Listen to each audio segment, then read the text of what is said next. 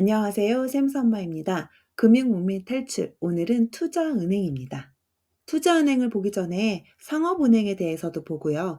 투자은행이 어떻게 생겼는지 과거 이야기도 잠시 해볼게요. 우리 은행 하면 어떤 게 떠오르나요? 네, 이렇게 돈을 주고 예금 이자를 받는다거나 아니면 돈을 대출해주고 대출 이자를 받는 걸 떠올리죠. 그 차이를 우리가 예대 마진이라고 부르고요. 은행의 주 수입원 중에 하나죠.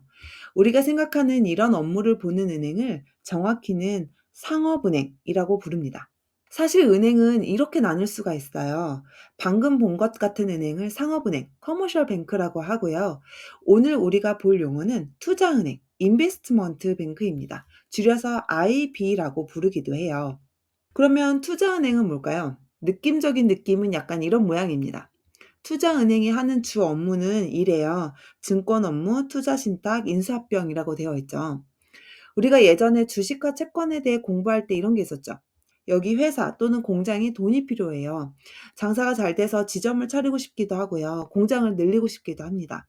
이때 대표적인 방법이 두 가지가 있었죠. 채권을 팔거나 주식을 파는 거예요. 그래서 채권을 팔아서 받는 돈을 우리가 빌리는 돈, 부채라고 했고요. 주식을 팔아서 받는 돈을 우리가 투자 받는 거, 자본에 들어간다고 했죠.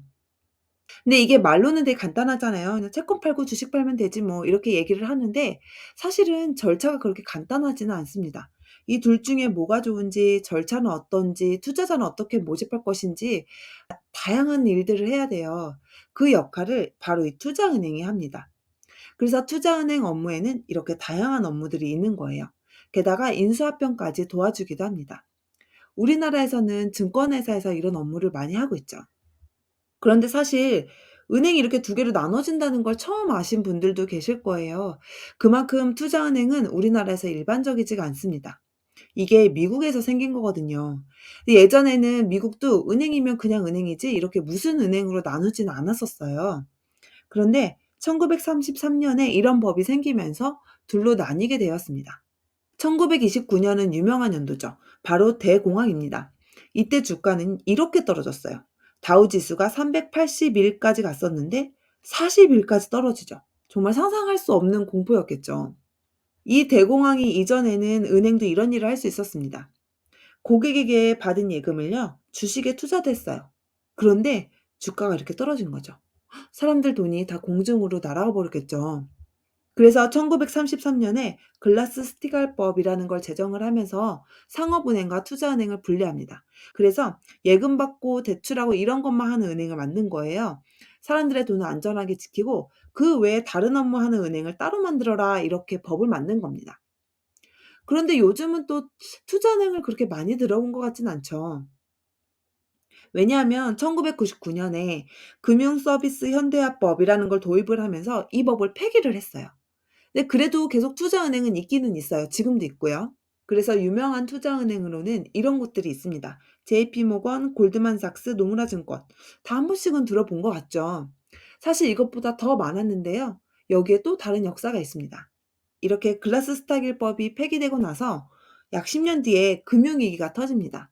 서브프라임 모기지 사태라고 부르기도 하죠. 어쨌든 2008년도에 글로벌 금융위기가 터진 거예요. 이때 많은 투자은행이 몰락을 합니다. 가장 유명했던 사례는 베어스턴스라는 은행인데요. 이 은행이 세계 5대 투자은행 중에 하나였어요. 근데 지금은 들어보지 못하는 곳이 되었죠. 그래서 이때 2008년 금융위기를 두고 글라스-스티갈법이 폐지돼서 또 이런 문제가 생긴 거 아니냐 이런 주장도 있었다고 합니다.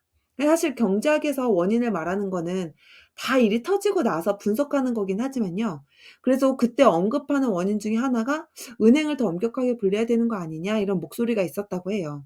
그래서 트럼프 대통령 시절에 비슷한 내용이 다시 언급이 되기는 했는데 지금은 명확히 법으로 정해져 있는 건 아닙니다. 그런데 이런 일이 있었을 동안 우리나라에서는 투자은행이라고 잘 못 들어본 것 같죠.